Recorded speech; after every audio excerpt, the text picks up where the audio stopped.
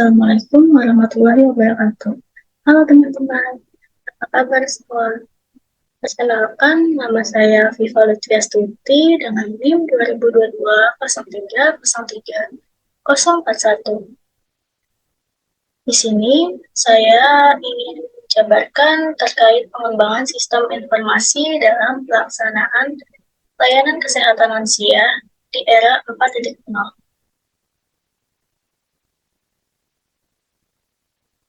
Bisa dilihat ya teman-teman, dalam isu permasalahan ini, populasi lansia diprediksi terus mengalami peningkatan secara global. Lingkup Asia maupun Indonesia dari tahun 2015 sudah memasuki era penduduk menua atau aging population. Karena jumlah penduduknya yang berusia 60 tahun ke atas atau penduduk lansia melebihi angka 7%. Dengan bertambahnya umur ini, fungsi fisiologis mengalami penurunan akibat proses penuaan, sehingga penyakit tidak menular banyak muncul pada lanjut usia. Selain itu, masalah degeneratif menurunkan daya tahan tubuh, sehingga rentan terkena penyakit menular. Lalu, masalah utama bagi para lanjut usia adalah pemenuhan kebutuhan layanan kesehatan. Oleh karena itu, perlu dikembangkan aplikasi pelayanan kesehatan khusus untuk lansia yang lebih mengutamakan upaya peningkatan, pencegahan, serta pemeliharaan kesehatan dalam proses penyembuhan dan pemulihan penyakit yang dialami. Salah satu masalah yang dapat mempengaruhi kualitas hidup dan kesehatan lansia adalah keterbatasan lansia terhadap informasi-informasi kesehatan. Selain itu, kurangnya informasi dan edukasi yang diperoleh pada lansia ini menjadi salah satu penyebab peningkatan masalah kesehatan pada lansia di masyarakat. Dilihat dari permasalahan yang sudah dijelaskan dari slide sebelumnya, kelompok kami mencoba untuk membuat suatu program inovasi, yaitu pembuatan aplikasi yang kami sebut dengan Lansia Care, yang dimana di dalam aplikasi ini berisi serangkaian kumpulan pengetahuan dan berbagai informasi kesehatan. Lalu manfaat dari pembuatan aplikasi ini adalah untuk mendapatkan pengetahuan dan informasi-informasi kesehatan agar menjadi lebih mudah sehingga para lansia dapat menjaga pola hidupnya agar lebih baik, serta mengetahui tingkat kesehatannya, mengurangi dan mencegah masalah kesehatan yang mereka miliki, seperti informasi yang terdapat pada fitur aplikasi kami, sehingga taraf hidup para lansia meningkat dan tetap stabil.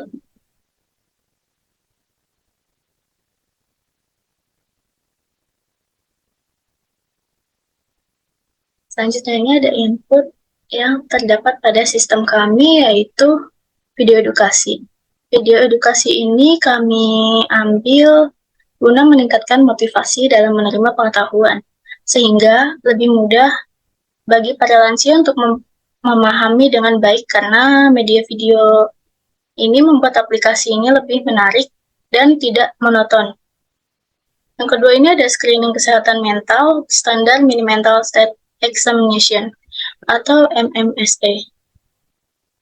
Ini berguna untuk mengetahui kemampuan lansia dalam berpikir atau menguji aspek kognitifnya. Apakah ada perbaikan atau semakin memburuk? Yang ketiga ini ada screening kesehatan otot lansia berstandar Physical Activity Scale for the Elderly atau PASE. Gunanya untuk menilai aktivitas fisik dalam studi epidemiologi pada lansia. Yang terakhir ini ada rekomendasi aktivitas fisik harian dan jenis makanan pada lansia.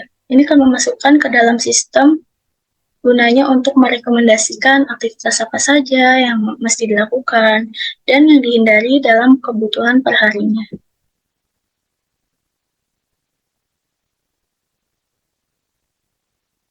Selanjutnya ada komponen proses ya teman-teman.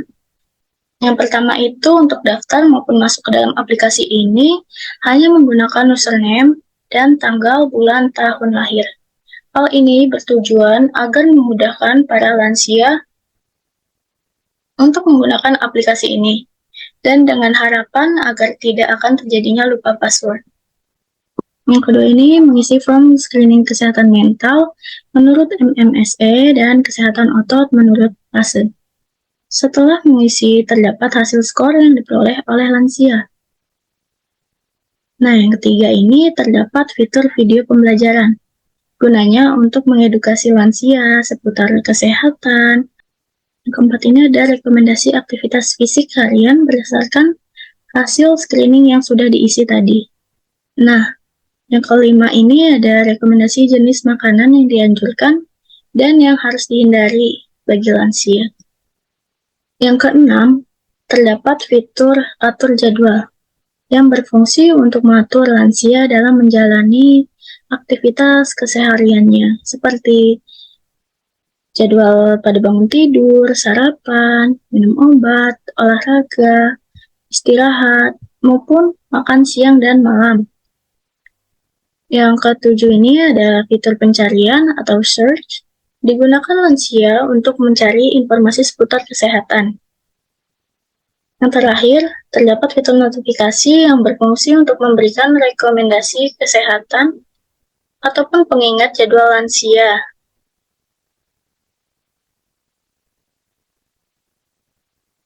Yang terakhir ini ada output. Output yang dihasilkan dari aplikasi yang akan kami buat ini ialah untuk mengukur tingkat demensia pada lansia.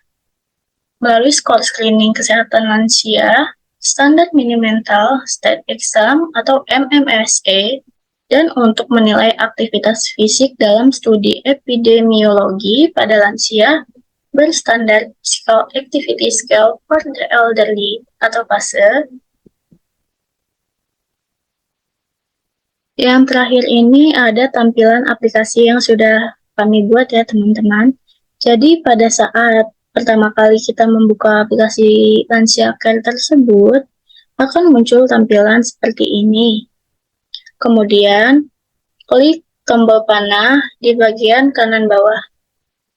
Dan muncul tampilan selamat datang dengan dua opsi masuk dan daftar. Jika sudah memiliki akun, bisa untuk langsung masuk, kemudian login hanya dengan menggunakan username. Jika dirasa belum memiliki akun, bisa untuk mendaftar terlebih dahulu. Pada saat mendaftar, kita hanya memasukkan username, tanggal, bulan, tahun lahir, dan juga riwayat penyakit. Hal ini kami gunakan untuk meminimalisir terjadinya lupa password.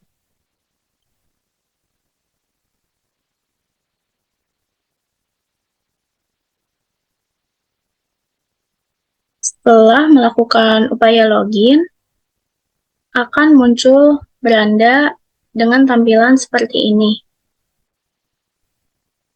Namun, untuk pengguna baru diharapkan melakukan screening kesehatan terlebih dahulu. Dalam screening kesehatan ini, kami mengambil dua opsi, yaitu screening kesehatan mental dan screening kesehatan otot. Dalam screening kesehatan mental ini, terdapat 9 kuesioner yang harus dijawab oleh lansia. Setelah semuanya terjawab, nanti akan muncul hasil skornya dan tingkatan skor. Setelah itu, ada rekomendasi yang harus dilakukan seperti pada video edukasi. Di dalam video edukasi ini, mungkin akan kami kembangkan lagi dengan mengisi video pengetahuan maupun olahraga. Selanjutnya ada gaya hidup sehat dengan dua pilihan. Yang pertama ini ada rekomendasi aktivitas harian yang harus dilakukan. Tampilannya seperti ini ya teman-teman. Selanjutnya ini ada tampilan jenis makanan ya teman-teman. Jadi di dalam tampilan jenis makanan ini ada dua opsi. Pada opsi yang berwarna merah atau dihindari, itu terdapat jenis-jenis makanan yang harus lansia hindari sesuai dengan tingkat skor yang tadi sudah diisi. Pada Warna hijau ini terdapat jenis makanan yang dianjurkan atau boleh dikonsumsi untuk lansia. Setelah semua tahap sudah dilakukan, maka akan muncul tanda checklist seperti ini ya teman-teman. Setelah itu diharapkan untuk mengisi screening kesehatan otot. Nah, dalam screening kesehatan otot ini terdapat 12 kuesioner yang harus dijawab. Cara jawabnya ini cukup mudah ya teman-teman. Hanya dengan mengklik salah satu kotak yang ada di sini. Setelah itu akan muncul skor dan tingkatan skornya. Setelah itu direkomendasikan aktivitas harian sesuai dengan tingkatan skor tadi. Jika dua screening tersebut sudah terisi, maka akan terchecklist seperti ini. Selain itu ada fitur lainnya seperti atur jadwal. Pada tampilan atur jadwal ini, lansia dapat mengaturnya sendiri, sesuai dengan kebutuhan hariannya. Nah, jika jadwalnya telah tiba, maka akan masuk ke dalam notifikasi. Jika dirasa pengetahuannya masih kurang atau ingin tahu lebih dalam lagi, bisa melakukan search dalam pencarian di tampilan ini ya. Nah, terakhir ini ada profil pengguna.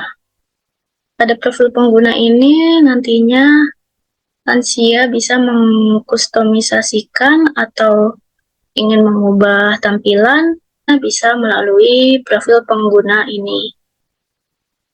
Baik, yang terakhir ini ada saran.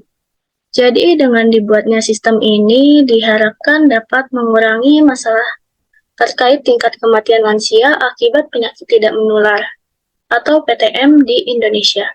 Maka sistem ini harus diwujudkan guna membantu masyarakat atau keluarga lansia dalam memelihara dan mempertahankan kesehatan lansia, baik dari mental, fisik, dengan berolahraga ringan sesuai dengan kekuatan massa otot lansia, hingga pola hidup lansia pada sehari-harinya.